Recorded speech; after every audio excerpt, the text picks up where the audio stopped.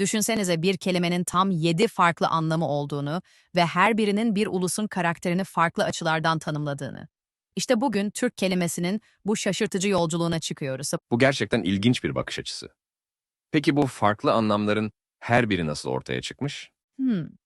İşin en ilginç yanı, her kültürün Türk kelimesini kendi perspektifinden yorumlaması. Mesela, ünlü Macar Türkolog Armin van Buuren'e göre kelime türemek fiilinden geliyor.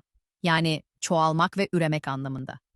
Yani bir anlamda Türklerin tarih sahnesindeki yayılmacı karakterini yansıtıyor diyebilir miyiz? Kesinlikle öyle.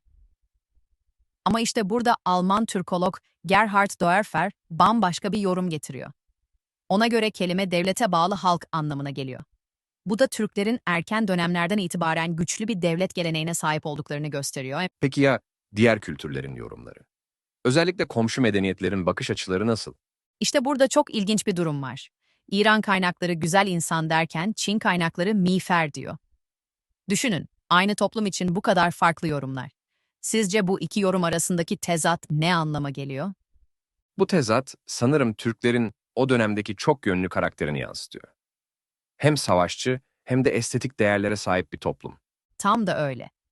Ve işin daha da ilginç yanı, Kaşgarlı Mahmut'un yorumu, olgunluk veya olgunluk çağı. Bu yorum, Türklerin kendilerini nasıl gördüklerine dair önemli ipuçları veriyor. Yani bir anlamda dışarıdan görülen savaşçı kimliğin ötesinde. İçeriden bakıldığında medeni ve olgun bir toplum anlayışı var. Evet, ve Ziya Gökalp'in kanun nizam sahibi töreli yorumu da bunu destekliyor. Şimdi size bir soru. Türklerin bu çok yönlü kimliği, günümüz Türkiye'sinin uluslararası ilişkilerini nasıl etkiliyor olabilir? Bu çok katmanlı bir mesele. Özellikle Türkiye'nin hem Doğu hem de Batı ile kurduğu ilişkilerde bu tarihsel kimliğin izlerini görüyoruz. Tam da bu noktada, yalnız yürüyen adam ve deniz kıyısındaki yalnız insan yorumlarına bakalım. Bu romantik yorumlar Türklerin bağımsız karakterini vurguluyor. Peki bu bağımsızlık vurgusu modern Türk diplomasisinde nasıl kendini gösteriyor? Özellikle son yıllardaki çok yönlü dış politika anlayışında bu bağımsız karakterin izlerini görebiliyoruz. Ve işte burada çok önemli bir noktaya geliyoruz. Türk kimliğinin bu çok yönlü yapısı, küreselleşen dünyada bir avantaj mı yoksa dezavantaj mı? Düşünelim. Bu gerçekten düşündürücü bir soru. Farklı kültürlerle köprü kurabilme yeteneği kesinlikle bir avantaj gibi görünüyor. Kesinlikle. Ve bu noktada Türk diasporasının rolü çok önemli.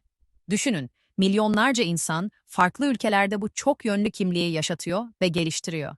Peki bu kadar farklı yorumun bir arada var olması kimlik karmaşasına yol açmıyor mu? Aslında tam tersine. Bu çeşitlilik Türk kimliğinin en güçlü yanlarından biri.